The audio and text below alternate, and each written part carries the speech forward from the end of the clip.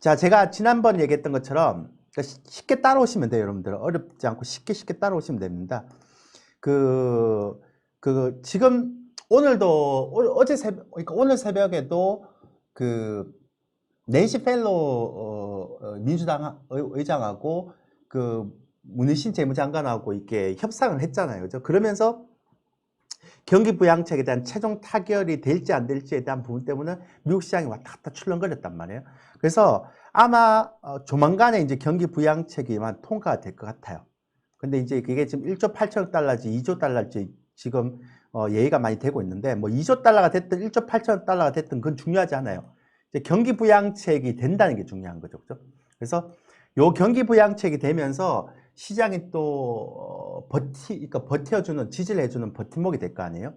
그 다음에 FOMC 의사록이 지난번에 공개가 되면서 자산 매입 정책을 확대하거나 변경할 가능성이 있다. 이게 이제 왜 중요한가 하면, 예전에는 파월 의장이 이게 그러니까 그 FRB에서 이게 자산 매입을 계속적으로 해주는 것들은 이제 한계가 있다. 이제는 너네 정부에서 하고 의회에서 해라. 우리가 할 일은 끝났다라고 해서 선을 딱 긋는 거죠. 근데 그게 FOMC 의사록이 딱 공개되면서 실제 파월 의장이 선을 껐지만 결국 FOMC의 모든 그 의원들의 내부 속마음, 그러니까 회의 내용을 보니까 시장이 떨어지면 자산 매입 정책을 확대해야 된다라는 필요성이 이제 공개가 됐단 말이에요.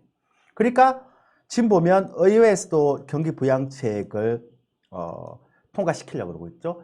내년에 바이든이 되든 트럼프가 되든 또 경기 부양책을 대규모로 이렇게 또 할 거 아니에요. 그 다음에 FOMC 쪽에도 계속 정책 확대를 한다라는 거는 시장이 이제 완전히 경기가 좀 이렇게 돌아설 때까지는 계속적으로 돈을 푼다. 그러니까 통화의 팽창 정책을 계속 한다라는 얘기니까, 결론적으로 얘기하면 미국의 달러는 계속 풀릴 거 아니에요. 그러니까 달러를 계속적으로 풀어낸다라는 얘기는 달러 인덱스가 내년에는 약세로 갈 가능성이 굉장히 크다라는 걸 우리가 단적으로 알 수 있는 거죠. 그다음 또 하나, 오늘이 20일인데요. 오늘 20일 이후부터 시작해서 20일 날 넷플릭스, 아마존, 마이크로소프트, 22일 날 구글, 26일 날 페이스북, 28일 날 애플, AMD, 29일 날, 그러니까 오늘부터 시작해서, 오늘 새벽부터 시작해서 이제 10월 29일까지 미국의 굵직굵직한 대형주들이 전부 다 실적 발표에 들어가게 됐어요. 그러니까 우리나라도 실적 발표에 들어가지만, 우리나라도 10월 30일까지는 굵직굵직한 기업들이 다 실적 발표하는데, 뭐 삼성전자 12조 이상의 어닝 서프라이즈를 했기 때문에 우리는 이제 나머지 이제 뭐 잔잔한 기업들이 좀 남았는데요. 미국은 이제부터 이제 굵직굵직한 기업이 남았거든요. 그러니까 이것도 굉장히 큰 영향을 좀 미칠 거다라는 생각을 하고 있고요. 제가 이제 아까 말씀드린 달러 인덱스에 대한 부분들, 대규모 경기 부양책, 미국 국채 발행, FRB 통화 완화되면 아마 달러 인덱스가 계속적으로 약세가 되겠죠. 그럼 여러분 생각해 보십시오. 외국인 투자자들이 달러를 많이 갖고 있다가 달러 가치가 계속적으로 떨어진다면 내가 달러만 갖고 있으면 그냥 앉아서 손해를 보잖아요. 그러면 달러 자산에 대해서 그러니까 달러가 떨어지는 가치 하락을 대비하기 위해서 뭔가 다른 쪽에 투자를 해야 될 거 아니에요. 근데 지금 투자를 할 수 있는 데를 암만 찾아봐도, 제가 지난번에 했죠. 중국, 한국, 그 다음에 대만, 요거 말고 그 다음에 상품 시장의 금, 그러니까 요 정도 한 4개 정도를 제외하고는요 실질적으로 투자할 만한 데가 없어요, 외국인들이. 그러니까 달러를 계속 떨어지는 달러에 대해서 해지를 하기 위해서 다른 쪽에 눈을 딱 돌려보니까 없는 거예요. 그러니까 왜 최근에, 오늘도 그렇고 최근에 외국인들이 계속 한국의 주식을 사잖아요, 그죠? 그 얘기는 뭐냐면 환율이 계속 떨어지다 보니까 달러 인덱스가 약세다 보니까 그나마 한국의 주식을 사서 해지를 시키는 거죠. 그래서 해지라는 거는 달러의 가치를 하락하는 거에 대해서 보험 상품을 들어놓는 거죠. 그래서 제가 얘기 드렸지만 이게 이제 가장 중요합니다. 오늘 주식 대주주 양도세 3억 때문에 개인 주도가 매수세가 정체됐잖아요. 근데 그게 오늘 장막판에 청와대에서 더불어민주당 국회의원들에게 양도세 3억에 대해서 다시 한번 재검토를 하고 얘기를 해보겠다라는 얘기가 나오자마자 시장이 쭉 떨어지다가 갑자기 급반등을 해버렸죠, 오후에. 그 얘기는 뭐냐면 연말까지는 적어도 12월까지는 양도세 3억 이거에 대한 그 이슈가 굉장히 파워풀하고 강력하다는 걸 온 시장 통해서 알 수가 있었던 거죠. 그죠? 그래서 아마 당분간은 이 양도세 3억이 어떻게 될지에 따라서 시장이 좀 변동이 왔다 갔다 할 것 같아요.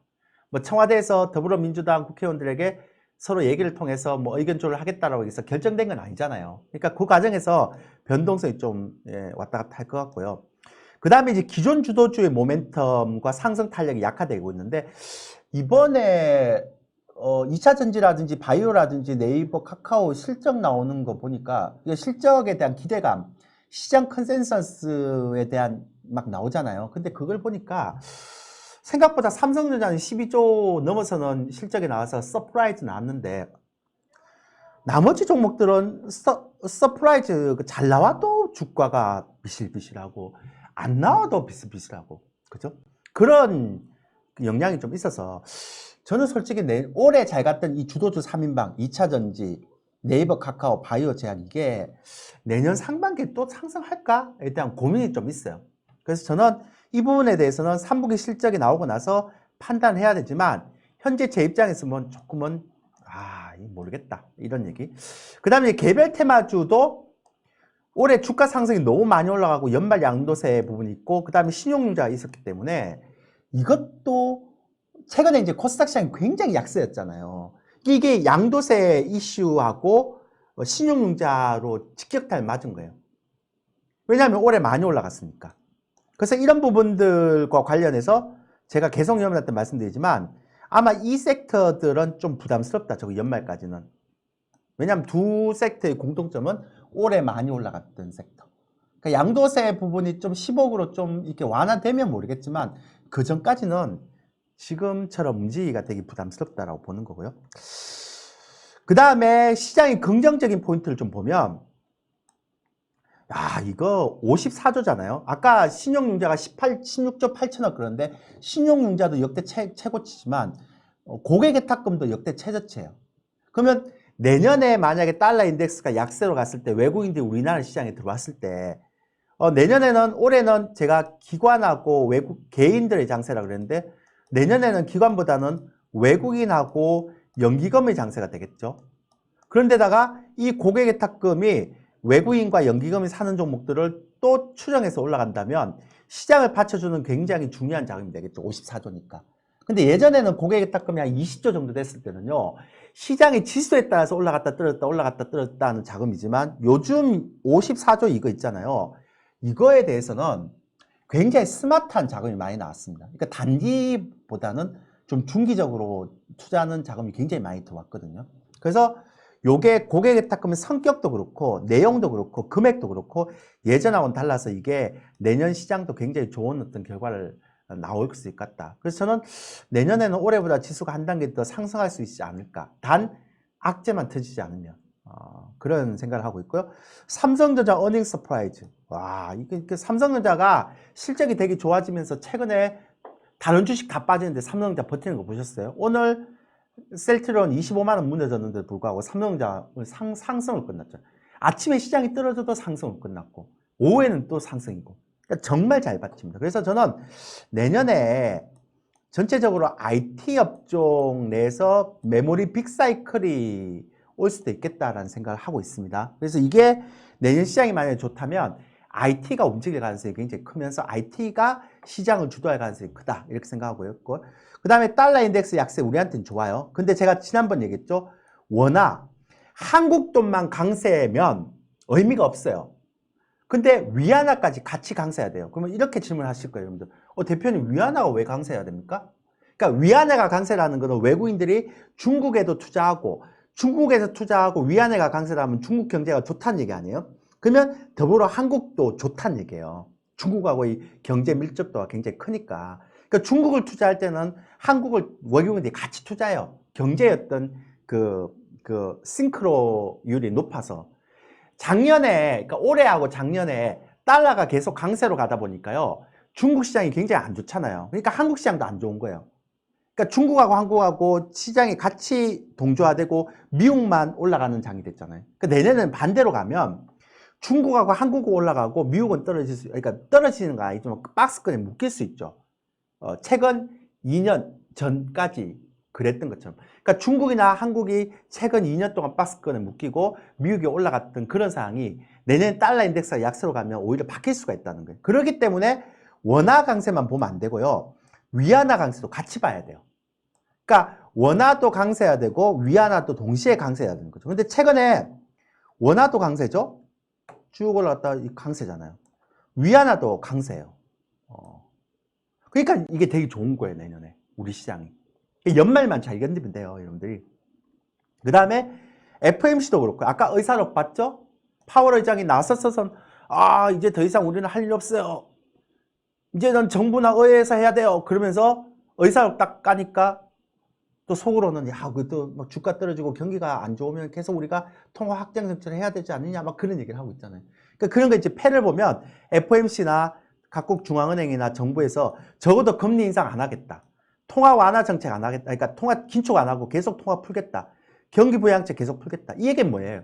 달러를 계속 풀겠다는 거예요. 달러를 계속 푼다는 거는 아직까지 유동성을 계속 공급하겠다는 얘기고 실물이 좋아질 때까지, 경기가 좋아질 때까지.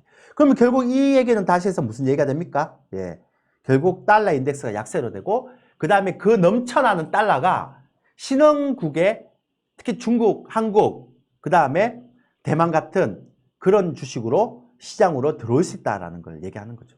그리고 이런 과정에서 실물 경제하고 주가 계류나 이격도가 단계적으로 해소될 수 있다라고 얘기를 드리는 겁니다. 그 다음에 이게 이제 가장 중요한 건데, 그렇다면 내년에 외국인 장세 온다면서요. 달러 인덱스가 약세고. 그러면 외국인들이 살만한 주식이 우리나라에 있을까? 그 생각해 보니까요. 올해 바이오 제약은 너무 많이 갔어요. K바이오 열풍으로. 그러니까 외국인들은 성장성도 보지만 밸류에이션도 보거든요. 그러니까 외국인들이 내년에 달러 인덱스가 약세라고 해서 한국 주식을 산다고 해서 과연 바이오나 제약이 올해 저렇게 올라갔는데 살까?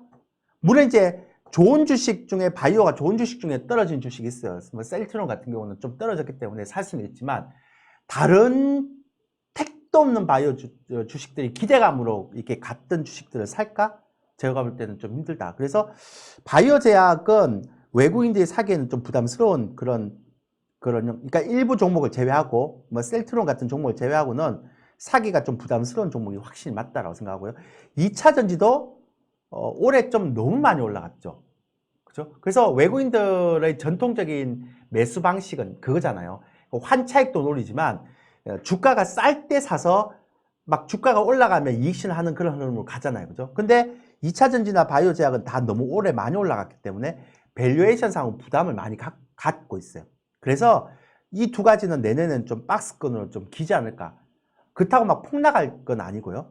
그 다음에 이제 그린뉴딜은 올해 많이 올라갔는데 이게 바이든이 되면 민주당하고 바이든이 이제 압승을 하게 되면 집권을 하게 되면 또 이게 바이든의 공약이에요. 그린뉴딜. 그 다음에 오바마 헬스케어.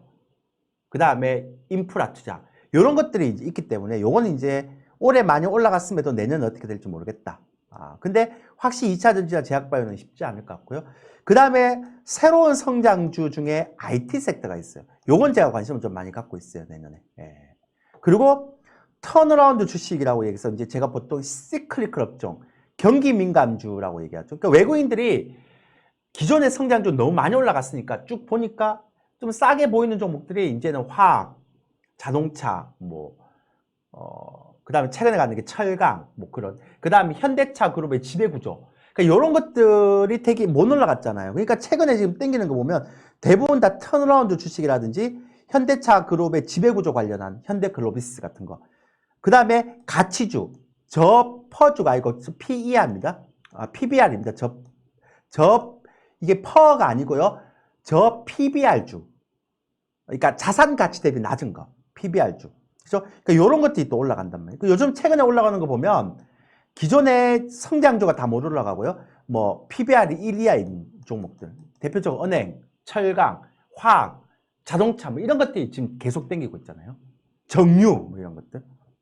그리고 이제 리스트럭처링. 그러니까 코로나로 관련해서 이제 회사들이 이제는 예전의 방식의 수익 비즈니스 모델은 안 되겠다라고 생각해서 이제 비즈니스 모델을 바꿨는데 굉장히 좋아지는 종목들이 있죠. 이런 게 그죠? 그러니까 이런 종목들이 실질적으로 굉장히 많이 올라가고 있어요. 그러니까 대표적으로 얘기해서 현대제철 같은 경우. 그러니까 옛날에는 그 자동차 쪽에서 그러니까 철강이나 이런 거 납품하는 기업이었는데, 이제 정의선 부회장이 이제 현대제철을 수소차, 수소 공급에, 그러니까 수소차나 미래자동차의 그런 메인으로 삼겠다라고 해서 수소차 관련주로 부각되는 그러니까 이런 게 시장에서 굉장히 많아요. 그 리스트릭팅 그러죠. 이런 종목들이 지금 기존의 2차전지나 제약바이오나 네이버 카카오가 쉬고 있는 동안에 이런 종목들이 올라가고 있다는 겁니다. 이게 되게 재밌죠. 이런 것들. 그 다음에 이제 개별 테마주 같은 경우는 올해 너무 많이 올라갔고 양도세 이슈가 있기 때문에 이게 10억으로 바뀌지 않는 한 굉장히 모멘텀이 좀 떨어져 있는 상태죠. 양도세일 수도 있고 감사보고서도 있기 때문에. 그래서 개별 테마주보다는, 그러니까 제가 이제 이걸 정리하면 이 개별 테마주보다는, 그리고 기존 성장주보다는 차라리 이제는 턴어라운드 주식이나 시크릿 업종, 그 다음에 저 PBR 종목들, 그 다음에 새로운 성장주 중에 IT, 그 다음에 그러니까 리스토킹 종목들, 이런 것들을 여러분들이 좀 관심을 갖고 봐야 되지 않을까. 그래서 이게 3분기 실적도 잘 나오고 트렌드가 맞다면 내년 상반기를 좀 주도할 수도 있지 않을까. 그러니까 새로운 주식 2라운드의 스타 종목으로 부각되지 않을까라는 생각을 하게 됩니다. 그래서 이런 것들을 여러분들이 좀 봐주시면 되고요. 그래서 제가 지금 대충 제가 정리를 좀 했는데요. 제가 지금 얘기했던 거는 시장의 트렌드가 이제 그러니까 이런 거죠. 만약에 외국인들이 달러 인덱스가 약세라서 대한민국의 주식 그리고 중국 주식을 딱 살 때, 그러니까 중국이 내년에 좋아지고 그에 따라서 한국이 좋아졌을 때 과연 외국인들이 달러 인덱스를 달러의 가치를 떨어질 걸 해지해서 한국으로 들어와서 한국의 주식을 살 때 외국인들 입장에서 매력적인 가치가 있는 주가가 무엇일까요? 고민해 보란 얘기예요. 그러면 제약바이오, 2차전지 이건 좀 부담스럽잖아요. 그죠? 그러니까 과연 이렇게 부담스럽고 많이 올라갔던 개별 테마주 이런 것들을 살까? 고민해보면 답이 나오는 거죠. 또 하나, 만약에 외국인들이 내년에 제약바이오를 산다 한다면, 과연 올해 K바이오라는 그런 기대감으로 갈 수 있는 그런 종목, 그런 분위기처럼 모든 제약바이오들이 다 갈 수 있을까? 그거는 저는 아니라고 보거든요. 왜냐하면 원래 주도 테마가 다 일단 갈 때는요, 1차적으로는 기대감 때문에 다 갑니다. 그리고 그 기대감으로 상승을 한번 했다가 이제 꺾이면 2차적으로 뭐가 가는가 하면 이제 실적, 그 다음에 성장성을 선별하는 요인이 되는 거죠. 그러면 제가 외국인이고 달러 인덱스가 하락해서 달러 가치에 대한 부분을 해치를 한다면 내가 만약에 제약바이오를 산다면 저는 제약바이오 중에서 진짜 좋은 종목만 살 것 같아요. 기대감을 가지고 가는 올해처럼 모든 종목들 다 사지는 않을 것 같아요. 그죠? 그런 것들을 이제 여러분들이 선별해서 좀 갖추는 게 가장 중요할 것 같습니다. 그렇게 생각하시면 되고요. 제가 오늘이 이제 20일인데 화요일인데요. 오늘 22일 화요일입니다. 근데 여러분들이 오늘 와우넷 사이트에 들어가시면 와우넷 사이트에서 이제 빨간 걸로 쓰면 안 되니까 제가 제 이름은 또 검은 걸로 바꾸겠게요. 조일교 파트너스를 찾아서 제 와우넷 사이트에 조일교 파트너스를 딱 클릭을 하시면 오늘 8시 30분에서 그러니까 20일이에요. 20일. 이게 이제 좀 늦게 올라갈 수도 있지만 여튼 20일 화요일 날 오늘 제가 녹화를 끝냈으니까 요거 오늘 무료 녹화 방송을 제가 8시 30분에서 네? 그 다음에 요거를 3시 30분까지 제가 강의를 했어요. 그러니까 미국 시장부터 시작해서 국내 전업종을 다 지금 분석을 해놨어요. 왜 이런지를 다 분석을 해놨어요. 이거는 거의 한 5시간, 한 4시간 녹화를 했어요. 오늘은 음악을 거의 녹화를 안 하고 그냥 강의만 한 4시간 했던 것 같아요. 그러니까 이게 무료 강의를 해놨으니까 와우넷 사이트에 졸교 파트너스를 찾아가 보면 이 무료 방송이 있어요. 꼭 보세요. 아, 나 귀찮아. 뭐 지나간 걸 봐.